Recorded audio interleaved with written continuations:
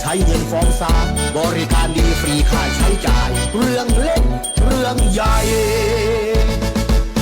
สบายใจหายห่วงไกลเกลี่ยก่อนฟ้อง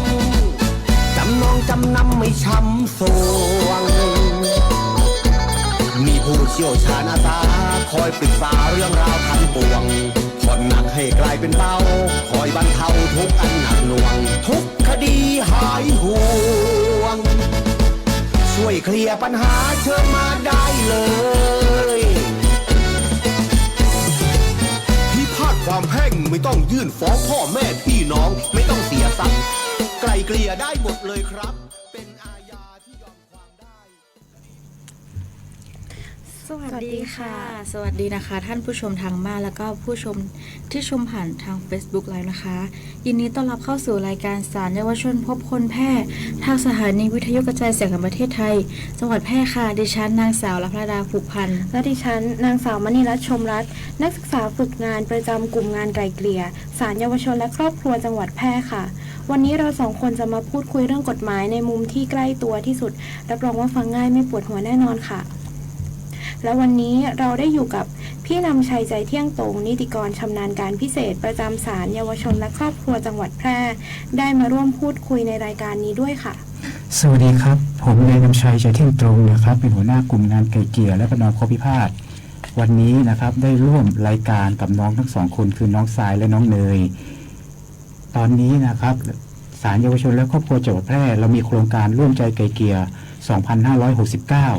ซึ่งนะครับมีวัตถุประสงค์เพื่อเปิดโอกาสให้ประชาชนที่มีปัญหาทางด้านครอบครัวหรือเด็กเยาวชนที่หลงผิดกระทำการใดๆที่อาจก่อให้เกิดความเสียหายแก่บุคคลหนึ่งบุคคลใดที่เราเรียกผู้เสียหายในกรณีนี้นะครับเราจะมีการเปิดโอกาสให้มาไกล่เกลี่ยนะครับเขาเรียกไกล่เกลี่ยก่อนฟ้องเพื่อที่จะได้รับระงับข้อพิพาทที่เกิดขึ้นก่อนที่จะมีการฟ้องร้องคดีการไกล่เกลี่ยก่อนฟ้องนี้จะมีประโยชน์ก็คือเพื่อความสะดวกรวดเร็วประหยัดและเป็นธรรมลดความขัดแย้งที่จะมีเกิดขึ้นยุติข้อพิพาทด้วยความสมานฉันท์โดยมีคนกลางทำหน้าที่แนะนำให้คำช่วยเหลือมีการนะครับแนะนำทุกสิ่งทุกอย่างที่แล้วก็มีการปฏิบัติตนเกี่ยวกับครอบครัวหรือน้องหรือเด็กที่กระทำความผิดซึ่งนะครับไม่มีค่าใช้จ่ายในการดำเนินคดีเราจะเน้นความต้องการของประชาชนผู้รับบริการเป็นศูนย์กลางซึ่งศาลเยาวชนและครอบครัวจังหวัดแพร่ได้จัดกิจกรรมและรณรงค์ส่งเสริมสนับสนุนให้มีการนำข้อพิพาทไม่ว่าข้อพิพาทใดๆที่เกี่ยวกับคดีของเด็กเยาวชนหรือคดีครอบครัวรวมถึงคดีอื่นๆนะครับมาไกล่เกลี่ยเพื่อให้เกิดยุติข้อพิพาทก่อนที่จะมีการฟ้องรวมถึงในกรณีที่มีการนะครับไกล่เกลี่ยออนไลน์ซึ่งคู่กรณีไม่สามารถที่จะมาศาลได้เราก็จะมีระบบออนไลน์นะครับตั้งแต่วันนี้จนถึงเดือนมิถุนายน 2569 นี้นะครับผมจึงขอเชิญชวนประชาชนผู้มีคดีเกี่ยวกับคดีครอบครัวคดีเด็กเยาวชนที่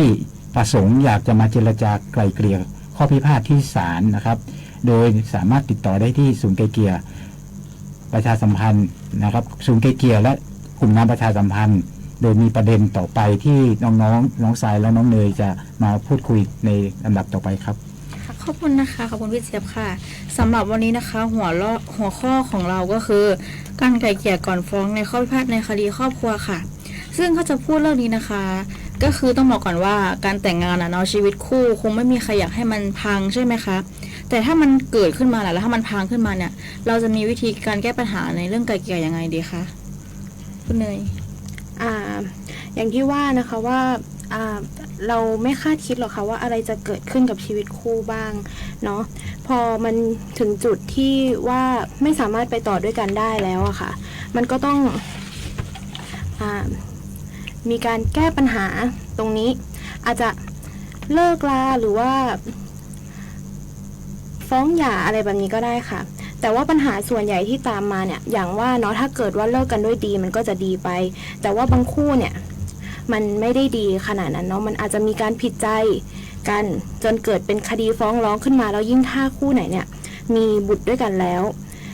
ลูกเนี่ยก็จะเป็นคนหนึ่งที่ได้รับผลกระทบจากการทะเลาะกันหรือว่าการมีปัญหากันของพ่อแม่ตรงนี้ด้วยค่ะ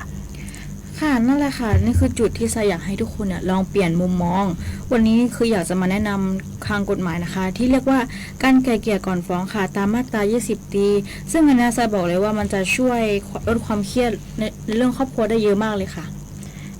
หลายคนอาจจะยังไม่คุ้นชื่อมาตรา20 ตรีตรงนี้นะคะถ้าอธิบายได้ง่ายๆเนี่ยคือโดยปกติเนี่ยศาลจะมีบทบาทเป็นผู้ตั้งรับก็คือจะรอให้มีการฟ้องคดีเข้ามาแล้วจึงค่อยนำคดีดังกล่าวเนี่ยเข้าสู่กระบวนการไกล่เกลี่ยหรือว่าระงับข้อพิพาทแต่ว่าปัจจุบันเนี่ยค่ะได้มีการแก้ไขประมวลกฎหมายวิธีพิจารณาความแพ่งมาตรา20 ตรีเพิ่มเติมขึ้นมาทำให้ศาลมีอำนาจในการไกล่เกลี่ยก่อนที่จะมีการฟ้องร้องได้คือจะเปิดโอกาสให้คู่กรณีที่มีข้อพิพาทกันเนี่ยสามารถเข้ามารับบริการไกล่เกลี่ยจากศาลได้ทันทีค่ะโดยไม่ต้องมีการฟ้องร้องจริงเกิดขึ้นค่ะค่ะแล้วความพิเศษของกระบวนการนี้นะคะมี3ด้านหลักๆเลยค่ะก็คือ1นะคะท่านสามารถยื่นคำร้องต่อศาลที่มีเขตอำนาจได้โดยตรงก็คือท่านอยู่ในเขตไหนท่านสามารถยื่นได้เขตนั้นเลยค่ะแล้วก็2นะคะคือสามารถนำคู่กรณีทั้ง2นะคะเข้ามานั่งพูดคุยเพื่อหาทางออกร่วมกันค่ะได้ตั้งแต่เรื่องยังไม่จบและบานปลายเป็นคดีที่ยืดเยื้อนะคะและสุดท้ายนะคะข้อ3เนี่ยสำคัญที่สุดเลยค่ะคือกระบวนการนี้นะคะไม่มีค่าธรรมเนียมใดๆเลยค่ะและสิ่งที่น่าสนใจก็คือการไกล่เกลี่ยก่อนฟ้องเนี่ยจะมี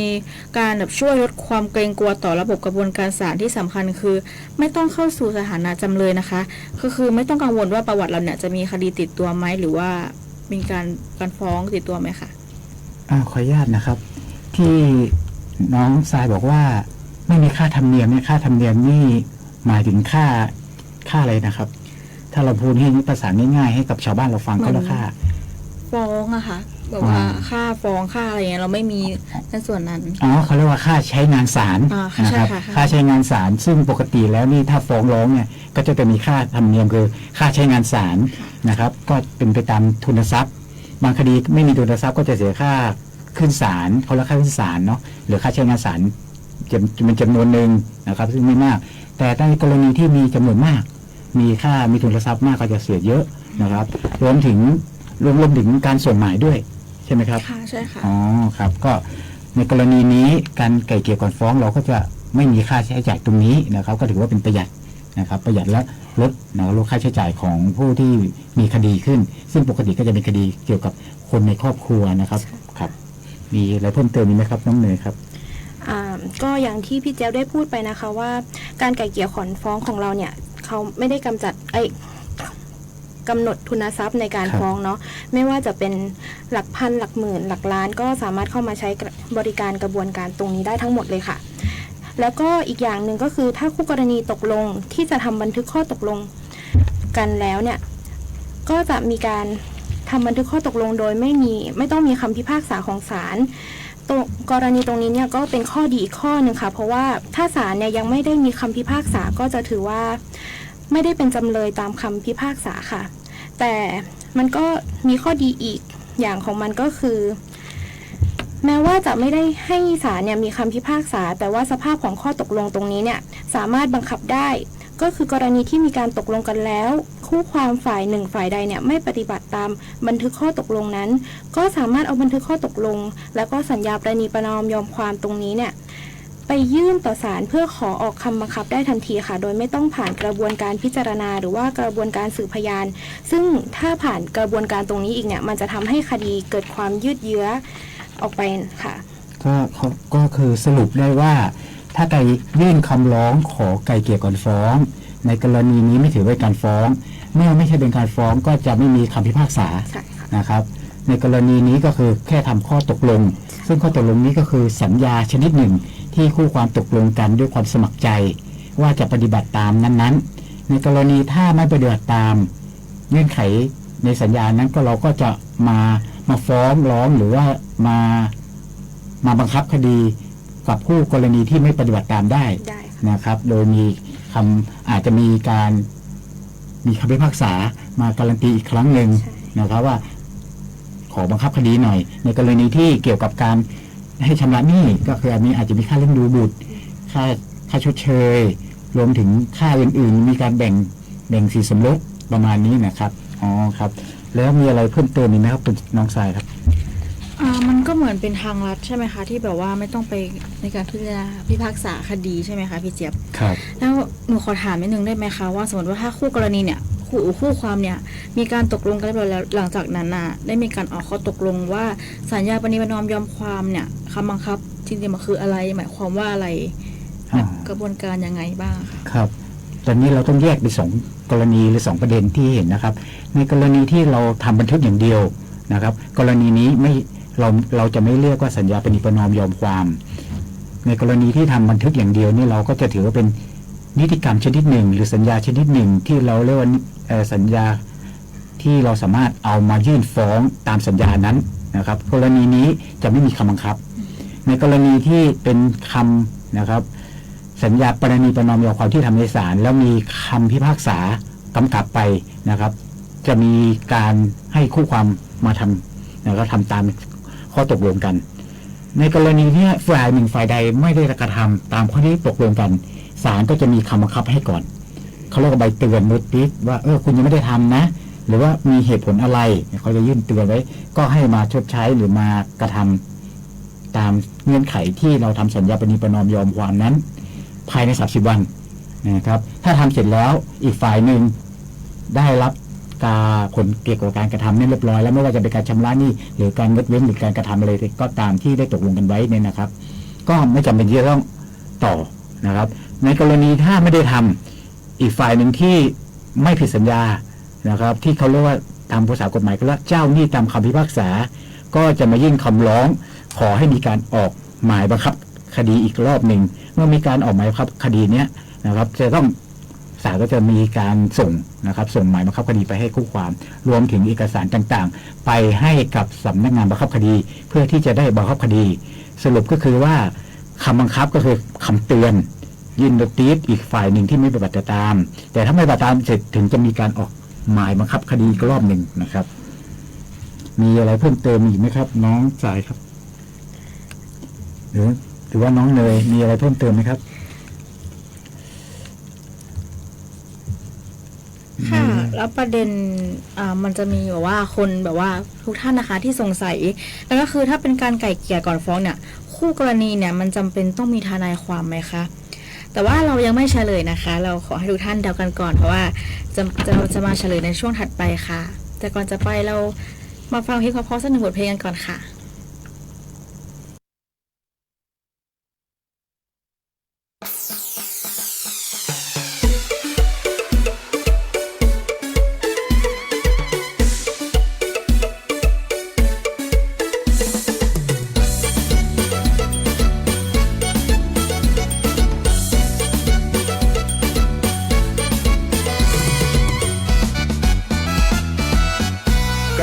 เกลี่ยก่อนฟ้องที่พึ่งแรกของพี่น้องไทยคดีแพ่งทุกมาตรารวมอาญาที่ยอมความได้ไม่ต้องใช้เงินฟ้องศาลบริการดีฟรีค่าใช้จ่ายเรื่องเล็กเรื่องใหญ่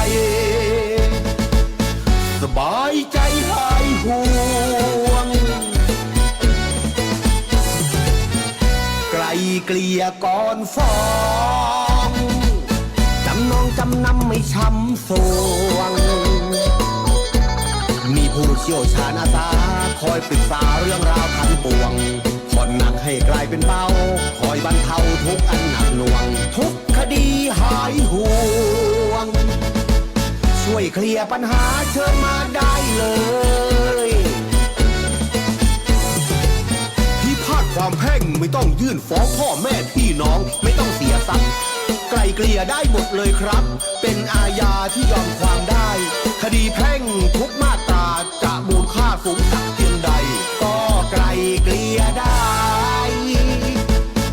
พร้อมชอมประนอมหนี้สินไกลเกลี่ยก่อนฟ้องเรื่องราวทุกใจคลายสิ้นเป็นมาตรการของศาลมาตรฐานเท่าเทียมทั่วถึงไม่ต้องยืดเยื้อในศาลเสียเวลาทำมาหากินค ดีความจบสิ้น เพราะได้ไกลเกลี่ยก่อนฟ้องพิพาทความแพ่งไม่ต้องยื่นฟ้องพ่อแม่พี่น้องไม่ต้องเสียทรัพย์ไกลเกลี่ยได้หมดเลยครับ เป็นอาญาที่ยอมความได้ คดีแพ่งทุกมาตราจะมูลค่าสูงสักเพียงใดก็ไกลเกลี่ยได้พร้อมช้อนประนอมหนี้สิน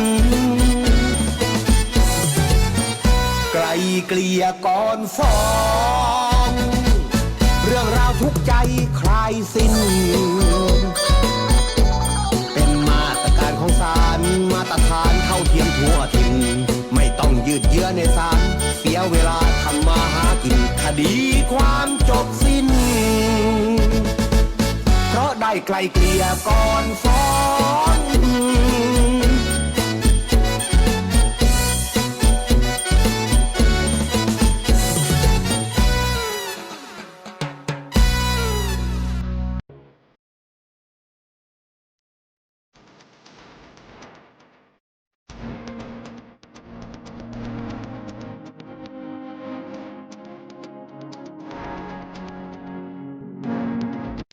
ศาลเยาวชนและครอบครัวจังหวัดแพร่ได้ตระหนักถึงปัญหาความรุนแรงในครอบครัวและการปฏิบัติต่อเด็กโดยมิชอบด้วยกฎหมายจึงดำเนินโครงการส่งเสริมระบบการช่วยเหลือผู้ถูกกระทำความรุนแรงในครอบครัวการปฏิบัติต่อเด็กโดยมิชอบด้วยกฎหมายและการประสานสร้างเครือข่ายหน่วยงานที่เกี่ยวข้องจัดให้มีการลงนามบันทึกข้อตกลงว่าด้วยความร่วมมือเพื่อการประสานงานระหว่างศาลเยาวชนและครอบครัวจังหวัดแพร่กับศูนย์ดำรงธรรมจังหวัดแพร่ตำรวจภูธรจังหวัดแพร่สำนักงานพัฒนาสังคมและความมั่นคงของมนุษย์จังหวัดแพร่บ้านพักเด็กและครอบครัวจังหวัดแพร่และโรงพยาบาลแพร่เพื่อพัฒนาระบบการช่วยเหลือผู้ถูกกระทำความรุนแรงในครอบครัวการปฏิบัติต่อเด็กโดยมิชอบด้วยกฎหมายในการขอรับความคุ้มครองผ่านกระบวนการทางศาลหากท่านพบเห็นหรือตกเป็นผู้ถูกกระทำความรุนแรงสามารถแจ้งความประสงค์ในการขอรับความคุ้มครองผ่านกระบวนการทางศาลได้ผ่านช่องทางดังต่อไปนี้ 1. แจ้งผ่าน Google Form แบบแจ้งความประสงค์ที่ศาลจัดส่งไปยังสถานีตำรวจภูธรในจังหวัดแพร่ทั้ง 18 สถานีโรงพยาบาลในจังหวัดแพร่ทั้ง 8 แห่งศูนย์ดำรงธรรมจังหวัดแพร่และสำนักงานพัฒนาสังคมและความมั่นคงของมนุษย์จังหวัดแพร่หรือหน้าเว็บไซต์ศาลเยาวชนและครอบครัวจังหวัดแพร่ 2. ผ่านทางไลน์แชทบอทหน้าเว็บไซต์ศาลเยาวชนและครอบครัวจังหวัดแพร่ 3. แจ้งความประสงค์ณศาลเยาวชนและครอบครัวจังหวัดแพร่หรือสอบถามข้อมูลเพิ่มเติมได้ที่ 054-533-487 ความรุนแรงยุติได้ด้วยตัวเราครอบครัวและสังคมศาลเยาวชนและครอบครัวจังหวัดแพร่ขอเป็นส่วนหนึ่งในการยุติความรุนแรงด้วยการให้การคุ้มครองสวัสดิภาพผู้ถูกกระทำความรุนแรงในครอบครัวการปฏิบัติต่อเด็กโดยมิชอบด้วยกฎหมายผ่านกระบวนการทางศาลขอบคุณค่ะ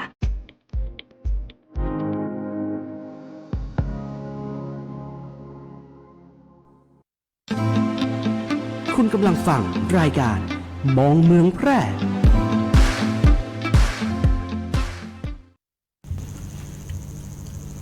เป็นยังไงบ้างคะทุกคนพอจะเดากันได้ไหมคะว่าการไกล่เกลี่ยตอนห้องไกล่เกลี่ยเนี่ยเราจำเป็นต้องมีทนายความไหมคะ เอาจริงๆนะคะตามกฎหมายมาตรา20 ตรีตรงนี้เนี่ยไม่ได้ระบุว่าคู่ความเนี่ยจะต้องมีทนายความเข้ามาด้วยแต่อย่างใดโดยคู่ความเนี่ยจะมาด้วยตนเองหรือว่าแต่งตั้งทนายเข้ามาช่วยเจรจาไกล่เกลี่ยกันตรงนี้ก็ได้ค่ะแต่ในมุมมองของทางเราเนี่ยการที่คู่ความเนี่ยมาด้วยตนเองเนี่ยจะดีที่สุดค่ะเพราะว่าในเวลาที่อยู่ในห้องไกล่เกลี่ยตรงนี้เนี่ยเราจะมีการเจรจาเสนอข้อเสนอยื่นข้อเสนอเงื่อนไขหรืออะไรแบบนี้ก็มันก็จะเป็นการดีกว่าที่เราสามารถตัดสินใจด้วยตนเองได้เลยทันทีค่ะโดยไม่ต้องรอไปถามคนอื่นก่อนให้เวลามันยืดเยื้อออกไปค่ะก็คือว่าสรุปก็คือว่าจริงๆมันเป็นปัญหาของเราใช่ค่ะเราก็สามารถที่จะเสนอสนองปัญหานะครับได้รวมถึงการกำหนดเงื่อนไขที่เราอยากจะต้องให้ฝ่ายหนึ่งปฏิบัติตามหรือเราจะต้องปฏิบัติตามเงื่อนไขก็มาเพราะมันคือปัญหาของพวกเราที่มีข้อพิพาทในคดีครอบครัวนะครับประมาณนี้ถ้านอกใจว่าอย่างไรครับมันดูเหมือนเป็นทางเลือกที่ว่าได้รับประโยชน์ทั้งสองฝ่ายนะคะแต่ว่าจะเชื่อว่าคุณอาม่าจะสงสัยว่าความอึดอัดถ้า ถ้าเกิดว่าเรามันต้องมาเจอหน้ากันที่ศาลเนี่ยมันจะลดความประมาทได้ยังไงบ้างค่ะ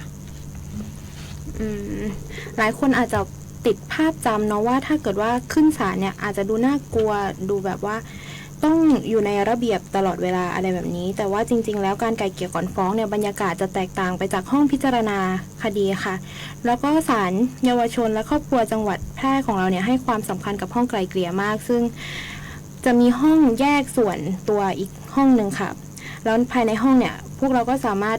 พูดคุยเจรจาหารืออะไรตรงนี้กันได้โดยไม่ต้องกลัวว่าความลับจะรั่วไหลออกไปอะไรประมาณนี้ค่ะ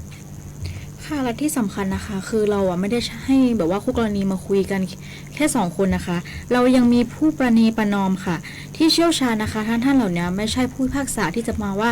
ตัดสินว่าใครผิดใครถูกนะคะแต่เหมือนจะเป็นคนกลางซะมากกว่าค่ะที่คอยรับฟังปัญหาของเราทั้งคู่นะคะเหมือนท่านช่วยให้ระบายความอัดอั้นตันใจค่ะแล้วก็ดึงจุดที่ทั้งสองฝ่ายเห็นตรงกันนะคะ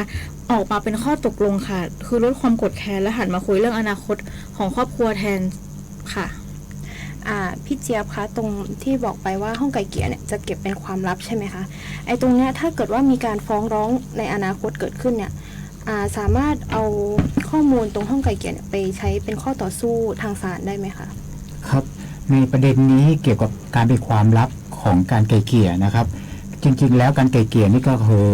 เป็นความลับเป็นจุดเด่นจุดหนึ่งที่คู่ความทั้งสองฝ่ายนะครับสามารถที่จะมาพูดอะไรที่ไม่อยากเปิดเผยที่อื่นได้แล้วก็มาพูดในนี้หลักการจริงๆก็คือไม่สามารถนำไปเปิดเผยภายนอกได้ในการที่เราจะเอาไปเปิดเผยภายนอก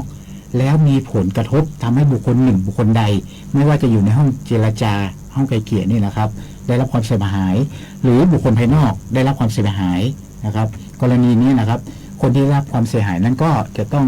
สามารถนะครับใช้สิทธิ์ป้องกันตัวเองก็อาจจะมีการฟ้องร้องกันต่อไปดังนั้นมันเลยเป็นความลับแต่นะครับถ้าคู่ความตกลงกันว่าจะเอาเรื่องนี้นะครับเอาไปเปิดเผยได้นะครับการเปิดเผยนั้นก็สามารถกระทำได้แต่การเปิดเผยนั้นจะต้องไม่ขัดต่อกฎหมายเกี่ยวกับความสงบเรียบร้อยหรือศีลธรรมอันดีของประชาชนยกตัวอย่างเช่นถ้าเราตกลงกันแล้วว่าเนี่ยให้เราดูแลลูกเราหมายถึงอาจจะเป็นคุณพ่อหรือคุณแม่เป็นผู้ดูแลฝ่ายเดียวอีกฝ่ายหนึ่งจะมีหน้าที่เลี้ยงให้ค่าเลี้ยงดูแต่กรณีนี้เราก็อยากว่าไม่มีอีกฝ่ายหนึ่งมีเขาว่าฝ่ายหนึ่งฝ่ายใดไม่ปฏิบัติตามนะครับอีกฝ่ายหนึ่งก็สามารถเอาความลับตรงนี้ที่ได้คุยกันเป็นข้อตกลงนะครับมายื่นฟ้องร้องที่ศาลต่อไปก็ได้นะครับต่อไปก็ได้ฟ้องก็ได้หรือจะยื่นร้องต่อนะครับยื่นขอไกล่เกลี่ยต่อก็ได้นะครับเพราะกระบวนการไกล่เกลี่ยนะครับของศาลเยาวชนนะครับมันไม่ได้สิ้นสุดตรงที่คุณตกลงกันเพราะเหตุการณ์ในอนาคตอาจจะมีการเปลี่ยนแปลงได้นะครับความลับตรงนั้นต้องไม่เป็นความลับที่เกี่ยวกับกฎหมายเกี่ยวกับความสงบเรียบร้อยหรือศีลธรรมอันดีของประชาชนนอกนั้นสามารถตกลงกันเอามาเปิดเผยได้ความลับตรงนั้นครับคือมันก็คือความลับใช่ไหมคะใช่ครับไม่ใช่ออกมาเปิดเผยได้นะคะทุกคน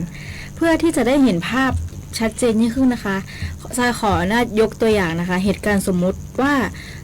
มีคู่รักคู่หนึ่งนะคะสามีชื่อคุณ A ภรรยาชื่อว่าคุณ B มีลูกสาวด้วยกันนะคะชื่อว่าน้อง C อายุเพียง7 ขวบค่ะระหว่างอยู่อาศัยกันเนี่ยคุณ A มีอารมณ์รุนแรงชอบทำร้ายร่างกายคุณ B แล้วคุณ B ได้พยายามขอหย่าดีๆนะคะแต่คุณ A ก็ยืนยันว่าจะไม่หย่าค่ะแถมยังบอกอีกว่าถ้าหย่าเนี่ยก็ไม่ต้องเอาเงินไปสักบาทและห้ามพาลูกหนีด้วยค่ะซึ่งคุณ B เนี่ยเครียดมากนะคะไม่อยากฟ้องร้องเพราะว่ากลัวลูกมีปมด้อยที่เห็นพ่อแม่ทะเลาะกันและอีกทางนะคะคุณ B ก็ไม่ค่อยมีฐานะนะคะจะฟ้องหย่าก็กลัวว่ามีเงินจ้างทนายไหมแบบนี้เราสามารถทำยังไงได้บ้างคะก่อนอื่นอย่างที่บอกไปข้างต้นเนาะปัญหาตรงนี้เนี่ยก็สามารถแก้ไขด้วยการไกล่เกลี่ยก่อนฟ้องได้ค่ะคือเริ่มจากให้คุณบีเนี่ยเข้าไปยื่นคำร้องที่ศาลที่คุณบีอยู่ในเขตอำนาจศาลนะคะแล้วก็ทางเจ้าหน้าที่ศูนย์ไกล่เกลี่ยเนี่ยจะนำคำร้องของคุณบีเนี่ยไปเสนอต่อผู้พิพากษาเพื่อว่าจะพิจารณาว่าจะรับคำร้องตรงนี้ไว้ไหมแล้วจะพอมีการพิจารณาแล้วว่ารับคำร้องตรงนี้เนี่ยเจ้าหน้าที่ศูนย์ก็จะส่งคำร้องและเอกสารแนบไปกับหนังสือเชิญเข้าร่วมการไกล่เกลี่ยค่ะโดยจะให้อีกฝ่ายเนี่ยตอบ กลับภายใน15 วันถ้าเกิดว่าอีกฝ่ายตอบกลับเนี่ยก็จะมีการกำหนดวันแล้วก็วิธีการไกล่เกลี่ยขึ้นค่ะเมื่อคู่ความเนี่ยมาศาลก็จะมีการแต่งตั้งผู้ประนีประนอมแล้วผู้ประนีประนอมเนี่ยก็จะดำเนินการไกล่เกลี่ยให้ค่ะตรงขั้นตอนนี้เนี่ยก็จะเป็นการพูดคุยกันในห้องไกล่เกลี่ยว่าแต่ละฝ่ายเนี่ยต้องการอะไรแล้วก็อยากได้อะไรตรงนี้สามารถพูดคุยได้หมดเลยค่ะแล้วก็พอมีการเจรจากันแล้วเสร็จนะคะถ้าตกลงกันได้ก็จะทำสัญญาประนีประนอมยอมความกันแล้วก็อาจจะขอให้ศาลมีคำพิพากษาตามยอมก็ได้ค่ะถือว่าเป็นการแก้ปัญหาที่ตรงจุดนะคะแล้วก็ประหยัดเวลามากเลยค่ะอีกทางนะคะถ้าการไกล่เกลี่ยสำเร็จเนี่ยเราก็สามารถเก็บเงินในการเดินทางมาศาลและเงินในการจ้างทนายความเนี่ยยังสามารถใช้ส่วนตัวได้เลยค่ะแถมจบปัญหาด้วยสามารถมองหน้ากันติดด้วยค่ะครับผมก็ขออนุญาตขอเพิ่มเติมในกรณีที่น้องทรายตั้งตุ๊กตานะครับก็เกี่ยวกับนายกหรือนายเอนี่นะครับมีอารมณ์ความรุนแรงและชอบทำร้ายร่างกายภรรยาซึ่งเป็นปัญหาของครอบครัวในกรณีทางเลือกก็ยังมีทางเลือกอีกทางหนึ่งนะครับเขาเรียกว่าการคุ้มครองความรุนแรงในครอบครัวเราก็สามารถมายื่นคำร้องเพื่อนะครับให้ศาลมีคำสั่งมีเงื่อนไขให้อีกฝ่ายหนึ่งที่ทำร้ายคนในครอบครัวนะครับงดกระทำหรือมีการบังคับนะครับทางกายภาพว่าอย่าทำอย่างนี้นะถ้าทำอย่างนี้จะมีความผิดซึ่งกฎหมายตัวนี้นะครับเป็นกฎหมายที่ทำให้ครอบครัวอยู่แบบปกติสุขโดยกรณีอย่างนี้นะครับถ้าไม่ใช้กฎหมายตัวนี้อาจจะเป็นใช้กฎหมายอาญาซึ่งนโยบายของกฎหมายทางอาญาเนี่ยครับจะมีบทลงโทษบางคดีบางครอบครัวนะครับซึ่งอาจจะมีฝ่ายหนึ่งฝ่ายใดนะครับต้องพึ่งพาผู้กระทำคือผู้ทำความผิดนะครับต้องพึ่งพาเช่นสมมติเช่นนะครับว่าฝ่ายหญิงอย่างในเคสเนี่ยครับไม่มีรายได้ไม่รู้จะทำงานอะไรนะครับแล้วต้องพึ่งพาฝ่ายชายที่ต้องเป็นคนที่หาเงินมาเลี้ยงครอบครัวในกรณีอย่างนี้นะครับถ้ามันไม่ถึงรุนแรงแบบทำร้ายร่างกายถึงรุนแรงอาจจะมีการทะเลาะเบาะแว้งกันเป็นบางโอกาสบางกรณีก็มายื่นคำร้องนะครับถ้าไปฟ้องหรือไปแจ้งความร้องทุกข์เลยเนี่ยการทำร้ายร่างกายนี่นะครับเป็นโทษทางอาญาโทษทางอาญานี่ยอมความไม่ได้แล้วถ้ากรณีเกิดศาลตัดสินให้ให้ในเอเนี่ยติดคุกไปแต่มาผู้นำครอบครัวหรือผู้ที่หาเงินมาเลี้ยงครอบครัวก็จะไม่มีการมาส่งเสียและความเดือดร้อนก็จะขึ้นกับทางภรรยาและบุตรนะครับในกรณีนี้เราก็เลยจะมีกฎหมายตัวนี้นะครับก็เรียกกฎหมายความรุนแรงในครอบครัวเนี่ยครับมาช่วยบรรเทาและยับยั้งจากกฎหมายที่ยอมความไม่ได้กลายเป็นกฎหมายที่ยอมความได้นะครับก็สามารถที่จะยื่นได้นะครับกรณีนี้เราสามารถยื่นที่นะครับนะครับไปยื่นที่สถานีตำรวจ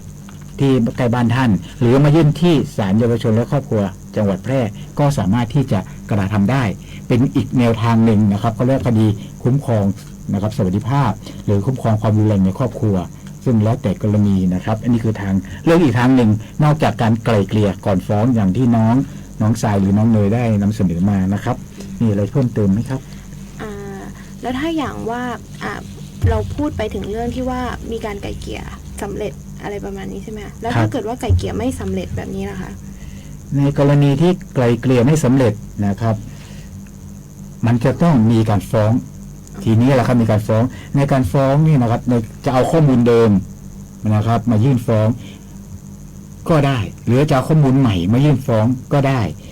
นะครับแล้วก็มันก็มีทางออกทางเลือกโดยทางเลือกหนึ่งก็ปกตินะครับถ้าเราจะฟ้องบุคคลอื่นเนี่ยเราต้องผ่านทนายความบางเคสบางคดีอย่างที่น้องสายยกตัวอย่างเมื่อสักครู่นี้ด้วยเหตุผลตรงที่ว่าฐานะในรูปของผู้ฟ้องไม่เพียงพอที่จะจ้างทนายท่านก็ไปติดต่อที่ยุติธรรมจังหวัดนะครับเขาก็จะยื่นฟ้องให้โดยผ่านทนายเหมือนกันนะครับทางทนายก็จะได้รับคำสั่งจากทางยุติธรรมจังหวัดมายื่นฟ้องให้ซึ่งทางราชการเราก็ออกค่าใช้จ่ายให้เบื้องต้นนะครับทั้งนี้ทั้งนั้นต้องเข้าเงื่อนไขด้วยนะครับถ้าไม่เข้าเงื่อนไขก็อาจจะไม่ได้รับการบริการของทางราชการนะครับประเด็นนี้นี่คือถ้าตกลงไม่ได้ก็ยื่นฟ้องนะครับยื่นฟ้องได้นะครับ อย่างส่งทางก็หนึ่งจะไปใช้บริการทางราชการหรือจะใช้บริการทางท่านทนายความก็ได้ครับ ค่ะสำหรับหนูคิดว่าการไกล่เกลี่ยเนี่ยมันไม่ใช่ทางออกที่ดีสุดแต่ว่ามันคือการที่ว่าเราสามารถหาจุดที่ลงตัว สามารถนำมาคุยกันในประเด็นแบบว่าที่เราไม่สามารถที่จะโต้แย้งกันได้โดยที่แบบว่าไม่ต้องให้ใครเกลียดกันหรือว่ามองหน้ากันไม่ติดนะคะ มันคือการที่แบบว่าเรายังแบบว่าถึงจบเรื่องแล้ว เราก็ยังมีความสัมพันธ์ที่ดีต่อกันได้ต่อไปค่ะ งั้นสำหรับผู้ใดที่มีประสงค์จะไกลเกลี่ยนะคะสามารถมายื่นคำร้องได้ที่ศาลเยาวชนและครอบครัวจังหวัดแพร่นะคะหรือว่าโทร 054-533-3585 หรือว่า 080-043-9707 ค่ะหรือสามารถมาแจ้งคำร้องแล้วจัดส่งทางไปรษณีย์ไปที่ศูนย์ไกลเกลี่ยและประนอมข้อพิพาทศาลเยาวชนและครอบครัวจังหวัดแพร่ถนนช่อแฮตำบลเหมืองหม้ออำเภอเมืองแพร่จังหวัดแพร่รหัสไปรษณีย์54000ค่ะค่ะแล้วช่วงท้ายนี้พี่นำชัยหรือว่าพี่เจี๊ยบมีอะไรมาแนะนำเพิ่มเติมไหมคะครับมีช่วงสุดท้ายนี้นะครับอย่างที่น้องสายเขาว่านะครับไม่มีทางใดที่จะยุติข้อพิพาทได้ดีที่สุดการยุติข้อพิพาทผมขออนุญาตเน้นคำว่าข้อพิพาททางครอบครัวซึ่งคดีที่เกิดขึ้นในทางศาลเยาวชนและครอบครัวนะครับเป็นคดีที่เกี่ยวกับครอบครัวมีพ่อแม่มีสามีภรรยามีบุตรนะครับมีปู่ย่าตายายมีลุงป้าน้าอาคือบุคคลในครอบครัวนะครับคดีทางนี้นะครับเราจะเกิดขึ้นจากการที่เรียกว่าเกิดจากความรักนะครับคดีครอบครัวคือคดีที่เกิดจากความรักนะครับสองคนรักกันนะครับก็เลยมาแต่งงานกันมาจดทะเบียนสมรสกันแล้วก็เกิดความรักก็คือทำให้มีบุตรนะครับซึ่งเป็นโซ่ของใจกันทั้งสองฝ่ายแต่วันดีคืนดีเนื่องจากจะปัญหาทางเศรษฐกิจทางสังคมหรือว่าปัญหาอื่นๆที่เข้ามานะครับจากความรักก็จะเป็นความโกรธนะครับก็จะเป็นความโกรธก็คือว่าฝ่ายหนึ่งนะครับอาจจะไม่ปฏิบัติตามที่เคยพูดคุยกันหรือไม่เหมือนตั้งแต่ตั้งแต่เจอกันครั้งแรกนะครับแล้วเริ่มโกรธกันกรณีนี้นะครับทางศาลก็เลยอยากจะให้มาพึ่งนะครับเกี่ยวกับกระบวนการไกล่เกลี่ยซึ่งถ้ามันรุนแรงกว่านั้นนะครับอาจจะมีการฟ้องร้องถึงบางทีอาจจะมีการดำเนินคดีถึงอาญาเช่นมีการทำร้ายร่างกายถึงสาหัสหรืออาจจะมีการถึงที่เรียกว่าทำร้ายถึงตายนะครับกรณีนี้เราอยากจะให้ทางครอบครัวที่มีปัญหาเล็กๆน้อยๆนะครับมาที่ศาลเยาวชนนะครับเรามีผู้ประนีประนอมเราเรียกว่าผู้ประนีประนอมคดีครอบครัวซึ่งอย่างที่น้องทั้งสองคนพูดว่าเป็นผู้ที่มีความเชี่ยวชาญมีฐานะมีรูปดีรวมถึงมีประสบการณ์นะครับเราก็จะเชิญมาไกล่เกลี่ยนะครับมาให้คำแนะนำนะครับหาทางออกให้นะครับหาทางออกให้ซึ่งก็จะเป็นทางออกที่คุณจะต้องตัดสินใจเองว่าจะทำตามนี้ไหมนะครับเมื่อเกิดจากอันแรกคือความรักแล้วมาโกรธกันนะครับไม่ว่าจะด้วยเรื่องอะไรก็ตามต่อแล้วนั้นก็คือความหลงนะครับความหลงนะครับรักโลภโกรธหลงนะครับทีนี้หลงมันเป็นปกตินะครับของการที่เป็นมนุษย์นะครับที่มีครอบครัวก็อาจจะมีการหลงอะไรบ้างหลงผู้หญิงอื่นหลงผู้ชายอื่นหลงอื่นๆที่มีปัญหาแล้วมันจะทำให้ครอบครัวเราแตกแยกนะครับมันก็เป็นปกติซึ่งเป็นธรรมดาของมนุษย์หรือว่าของสัตว์โลกนะครับที่จะต้องมีเสน่ห์ในตัวเองนะครับกรณีนี้เราก็อยากให้มาเจรจาหญิงอื่นก็อาจจะไม่ทราบว่าสามีชายอื่นก็อาจจะไม่ทราบว่าภรรยาของคุณมีคู่ครองนะครับบางทีก็อาจจะหลงกันไปหรือบางทีถ้ารู้เราก็มาตกลงกันนะครับก็มาเรียกร้องนะครับเรียกร้องค่าทดแทนกันไปตามที่คุณได้รับความเสียหายนี่คือความหลงอีกอันนึงอาจจะมีการหลงลูกตัวเองนะครับหลงลูกตัวเองคือไงหลงหลานตัวเองก็คือว่าปู่ย่าตายายแย่งกันนะครับแย่งให้ความรักของให้ความรักของหลานแล้วได้แย่งกันไปแย่งกันมาก็จะมีการทะเลาะเบาะแว้งเล็กๆน้อยๆนะครับเช่นทะเลาะเบาะแว้งเกี่ยวกับเฮ้ยหลานของฉันนั่นฉันต้องเอามาดูแลอีกฝ่ายหนึ่งไม่ได้ฉันก็ต้องดูแลทีนี้ก็มีการแย่งเมื่อแย่งกันก็มีกระทบกระทั่งไปถึงพ่อแม่ซึ่งเป็นอีกคนนึงก็เป็นฝ่ายปู่ย่าอีกคนก็เป็นฝ่ายตายายก็จะมากระทบกระทั่งคือมีการแย่งลูกกันนะครับในกรณีนี้ก็เกิดขึ้นอยู่เนืองๆนะครับทีนี้รักโลภโกรธหลงทีนี้มีความโลภ นะครับเมื่อคุณโกรธกันไปแล้วเนี่ยครับก็อยากจะหย่ากันก็จะมีความโลภก็คือทรัพย์สินที่หามาด้วยกันเขาเรียกว่าสินสมรสนะครับสินสมรสก็คือทรัพย์สินที่ได้มาระหว่างการสมรสไม่ว่าอะไรก็ตามเนาะบางทีถ้าอยู่ด้วยกันก็ไม่ได้คิดอะไรกันแต่ถ้าเลิกกันเมื่อไหร่หย่ากันเมื่อไหร่เริ่มว่านี่ก็ของฉันนี่ก็ของคุณนี่ก็ของเธอนี่ก็ของเรานะครับก็จะมีการแบ่งสินสมรสกันการแบ่งสินสมรสถ้ามีการฟ้องร้องกันนะครับกฎหมายก็บอกให้แบ่งคนละครึ่งนะครับอะไรก็ไม่รู้แบ่งคนครึ่งไว้ก่อนบางอย่างก็แบ่งได้บางอย่างก็แบ่งไม่ได้ต้องแบ่งสินสมรสนะครับไม่ใช่แบ่งลูกคนละครึ่งนะเธอเอาไปครึ่งซ้ายเธอเอาไปครึ่งขวาไม่ใช่นะครับ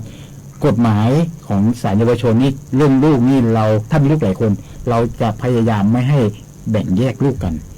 เพราะเขาจะห่างเหินตัดความสัมพันธ์กันเราพยายามจะให้ฝ่ายหนึ่งฝ่ายใดดูแลนะครับพยายามเว้นแต่กรณีเข้าเงื่อนไขที่ว่าไม่สามารถที่จะให้อยู่กันด้วยกันทั้งหมดได้ก็อาจจะแบ่งกันไปตามความต้องการของทั้งสองฝ่ายอย่างที่เราบอกว่าเราไม่ได้ตัดสินของเราตัดสินในความพึงพอใจของทั้งสองฝ่ายอาจจะแบ่งลูกชายลูกหญิงไปคนละฝั่งนะครับแต่ที่แบ่งก็คือสินสมรสสินสมรสก็คือทรัพย์สินที่ได้มาระหว่างสมรสอย่างที่ผมนำเรียนไปสักครู่นี้ก็คือนะครับก็จะมีอะไรบ้างนะครับก็อาจจะเป็นบ้านบางทีก็แบ่งยากอยู่เหมือนกันนะครับมีบางเคสที่ผมเคยเจอนะครับตัวบ้านเองเอาไปนะครับผู้หญิงเอาไปแต่ผู้ชายจะเอาเสาบ้านเป็นเสาไม้สักก็จะแบ่งกันยังไงนะครับทางเรื่องของท่านผู้ปฏิบัติท่านก็หาทางออกคุยไป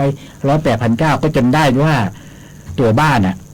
ให้อยู่ที่เดิมเพราะอยู่ในที่ดินของแม่ของผู้หญิงนะครับแต่เสาเนี่ยเป็นเสามรดกของคุณพ่อของผู้ชายก็เอาเสาปูนมาใส่แทนก็ตั้งไปโดยมีค่าใช้จ่ายก็ผู้ชายคนออกบ้านก็อยู่ที่เดิมมีเสาปูนแทนเสาไม้ก็เอากลับไปทางฝ่ายของผู้ชายนี่ก็คือเคสบางเคสที่เราแบ่งก็ยังอื่นอีกนะครับแล้วมีเคสบางเคสที่เราก็บางทีก็แบ่งยากอยู่นะครับคือนี่ระหว่างสมรสแต่ในกรณีคุณก็สามารถตกลงกันได้ว่านี่ก้อนนี้ฉันจะเป็นคนรับผิดชอบเองนะแต่ทั้งนี้ทั้งนั้นที่คุณตกลงกันเงื่อนไขเนี่ยมันไม่กระทบกับบุคคลภายนอกเช่นเจ้าหนี้ภายนอกเขาไม่รับรู้ด้วยนะครับเช่นยกตัวอย่างก็คือเป็นหนี้ธนาคารก้อนหนึ่งนะครับ100,000 บาทคุณตกลงว่าให้ฝ่ายหนึ่งฝ่ายใดรับหนี้ก้อนนั้นไปนะครับโดยไปหักออกจากเงินอะไรก็ตามนะครับรับไปแล้วทีนี้อีกฝ่ายหนึ่งไม่ปฏิบัติตามนะครับอีกฝ่ายหนึ่งจะบอกธนาคารหรือเจ้าหนี้ก็จะมายึดที่ดินแปลงนั้นหรือว่ามายึดทรัพย์สินตรงนั้นไปว่าเนี่ย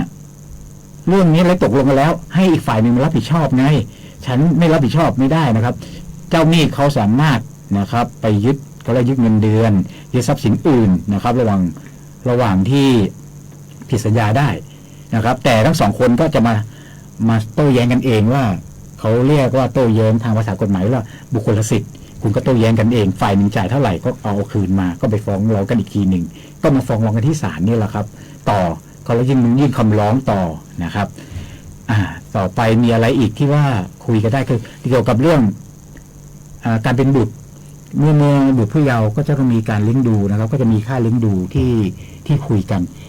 เราก็ต้องจ่ายหรือต้องมีการชำระหนี้ตามฐานานุรูปของทั้งสองฝ่ายนะครับคือบางทีเนี่ยนะครับตอนที่คุณอยู่ด้วยกันเนี่ยมีอะไรคุณก็พยายามช่วยเหลือกัน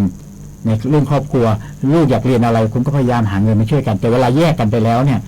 ลำบากอยู่เหมือนกันว่าฝ่ายหนึ่งต้องออกเท่านี้อีกฝ่ายหนึ่งต้องออกเท่านี้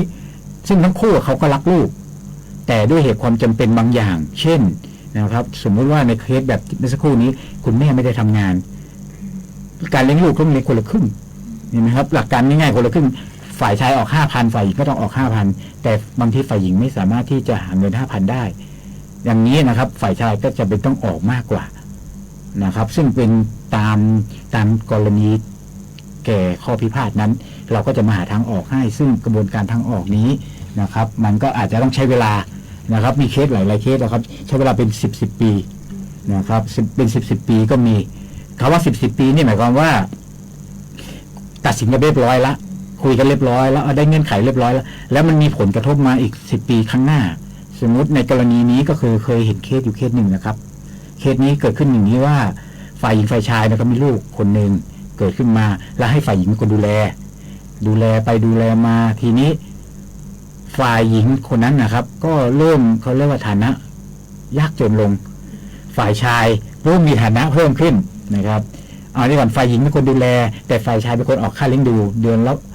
10,000ใช่ไหมเดือนละ10,000ตอนนั้นนะครับก็เยอะอยู่นะครับแล้วตอนหลังมาเนี่ยลูกก็ต้องเจริญเติบโตขึ้น มีการศึกษาเล่าเรียน มีการต้องใช้จ่ายเยอะขึ้น ฝ่ายหญิงก็ฐานะลูกเท่าเดิมนะครับอาจจะน้อยลงก็เลยมายื่นคำร้องขอว่าตอนนี้ลูกต้องเรียนมหาลัยจาก10,000เนี่ยมันไม่เพียงพอน้องเนยหรือน้องเนยกับน้องทรายได้ค่าเลี้ยงดูหรือค่าเล่าเรียนเนี่ยเดือนละเท่าไหร่ครับพอรู้ไหมตอนนี้คนละเท่าไหร่ที่คุณถ้าเป็นหนูได้เดือน 8,000 ค่ะอ๋อ 8,000 หนูถ้ารวมค่าหอก็ประมาณ8,000ใช่ไหมครับไอ้นี่ค่าหอค่าอาหารด้วยใช่ไหมครับอ๋อเนี่ยนะครับคือบางทีมันเป็นมหาลัยเปิด หรือเป็นมหาลัยที่ต้องมีค่าใช้จ่ายแพงขึ้นนะครับก็อาจจะต้องบางทีก็แล้วแต่คณะด้วยนะครับบางทีคณะก็อย่างเงี้ยครับฝ่ายหญิงก็สามารถที่จะมายื่นคำร้องขอค่าเลี้ยงดูเพิ่มเติมได้ก็มายื่นดูตามฐานะลูกถือหรือบางทีกรณีที่ฝ่ายชายเลี้ยงดูแล้วเดือนละ10,000ละฝ่ายชายตกงานในอนาคตไม่มีงานทำฝ่ายชายก็มายื่นคำร้องขอเหมือนกันขอลด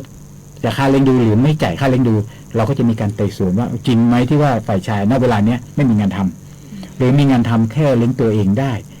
นะครับด้วยเหตุผลอะไรก็ตามคุณก็มายื่นได้อย่างที่บอกนะครับว่านำเรียนว่าคดีอย่างนี้ครับมันไม่ได้จบที่เหมือนคดีแพ่งอื่นๆมันจะมีการต่อเนื่องบางทีเป็น10 ปีก็มีนะครับดังนั้นนะครับเพื่อเป็นการสนับสนุนนะครับของกระบวนการไกล่เกลี่ยท่านใดมีข้อพิพาทนะครับก็เรียนเชิญนะครับมาติดต่อได้นะครับขอให้น้องพูดอีกทีครับว่าติดต่อได้ที่ไหนอย่างไรครับก็สามารถติดต่อได้ที่ศูนย์ไกล่เกลี่ยและประนอมข้อพิพาทค่ะของศาลเยาวชนและครอบครัวจังหวัดแพร่ค่ะหรือว่าโทร 054-533-3585 หรือ 080-043-9707 ค่ะหรือมาด้วยตนเองหรือมาด้วยตนเองก็ได้หรือสามารถมายื่นคำร้องได้ที่ตนเองก็ได้ค่ะแล้วก็อาจจะมีการจัดส่งทางไปรษณีย์ค่ะที่ศูนย์ไกล่เกลี่ยและประนอมข้อพิพาทค่ะถนนช่อแฮตำบลเหมืองหม้ออำเภอเมืองแพร่จังหวัดแพร่รหัสไปรษณีย์54000ค่ะและน้องสายล่ะครับมีอะไรจะเพิ่มเติมในประเด็นอื่นอีกไหมครับในช่วงเวลาที่จะเหลือนี้ถามประสบการณ์ที่ประสบการณ์ว่าเป็นยังไงบ้างคะว่าเริ่มทำงานไกลแก่บ้างเนี่ยมันโอเคไหมมันเป็นยังไงผมเริ่มทำงานพี่เริ่มทำงานไกลเกลี่ยครั้งแรกดีกว่าไกลเกลี่ยครั้งแรกประมาณปี2533ปี2533ตอนนั้นก็ไกลเกลี่ยเรื่องงงอยู่นะก็คือพ่อตาเอาลูกสาวตัวเองกลับบ้านแล้วก็สามีเนี่ยไปตามนะครับแย่งลูกกันแย่งลูกแย่งหลานกันซึ่งเราก็มานั่งเขามีสิทธิ์ไหมอย่างนี้นะครับคดีแรกที่เจอเลยนะครับตอนนั้นผมก็อายุประมาณ20ต้นๆนะครับก็ไปเห็นคดีแบบนี้งงคือเรายังไม่มีครอบครัวเราก็ยังงงก็สรุปก็คือพ่อตานะครับเห็นลูกสาวถูกทำร้ายนะครับเห็นหลานถูกทำร้ายก็เลยไปเอาหลานเนี่ยคืนแต่สามีก็ไม่ยอมเพราะสามีบอกนั่นเป็นตอนเขาคิดอย่างนั้นว่าเป็นทรัพย์สินของเขาเป็นคนของเขาคุณพ่อตาไม่มีสิทธิ์แล้วคุณยกให้แล้วก็คือเขามันไม่ใช่นะครับตอนนั้นก็เลยมาเจรจาไกล่เกลี่ยกันคดีนี้ถ้าจำไม่ผิดผมเกิดประมาณผมจำเดือนไม่ได้แต่จำได้ก็คือหน้าหนาวนะครับหน้าหนาวประมาณหน้าหนาวแล้วก็คดีนี้จบนะครับจบด้วยดีนะครับแล้วก็มาพูดคุยเรื่องทำร้ายร่างกายเราก็มาปรับนะครับแต่หลังจากนั้นผมก็ไม่รู้แล้วนะครับก็เริ่มตั้งแต่ครั้งแรกก็คือปี2533นะครับคดีมีอะไรเพิ่มเติมไหมหลังจากนั้นก็มีคดีที่แปลกๆที่สนุกที่เครียดที่น่าเห็นใจหลายๆคดีนะครับที่เกิดขึ้นรวมถึงกรณีนี้นะครับคือคดีที่เกี่ยวกับเด็กและเยาวชนกระทำผิดก็เป็นคดีที่สะเทือนใจเราอยู่เหมือนกันนะครับบางทีเขาทำเพราะเขาหลงทิศหลงทางหรือเขาทำเพื่อคึกขนองก็เรามีการเจรจาไกล่เกลี่ยนะครับชดใช้ค่าเสียหายให้คดีนี้เสร็จสิ้นไปนะครับตามกระบวนการที่เป็นไปบางอย่างที่ไกล่เกลี่ยได้ก็ไกล่เกลี่ยได้บางคดีที่เป็นคดีอาญาแผ่นดิน ไกลเกลี่ยไม่ได้ เราไปชดใช้ค่าสินไหมทดแทน แล้วมาเป็นเหตุบรรเทาโทษทำให้น้องไม่ต้องไปติดคุกง่ายๆเราไม่ต้องติดคุกหรือไม่ต้องไปชดใช้กรรมในสถานที่สถานที่เขาเรียกกักกันเขานะครับ ในเบื้องต้นก็คงจะประมาณนี้นะครับ ก็คงไม่มีอะไรเพิ่มเติมนะครับ น้องเนยน้องทราย ก็สุดท้ายนี้ก็ขอขอบพระคุณทุกท่านนะครับ ที่รับฟังนะครับโครงการของศาลเยาวชนและครอบครัวจังหวัดแพร่เนี่ยนะครับ ขอบคุณค่ะขอบคุณท่านนะคะ ขอบคุณค่ะ ครับผม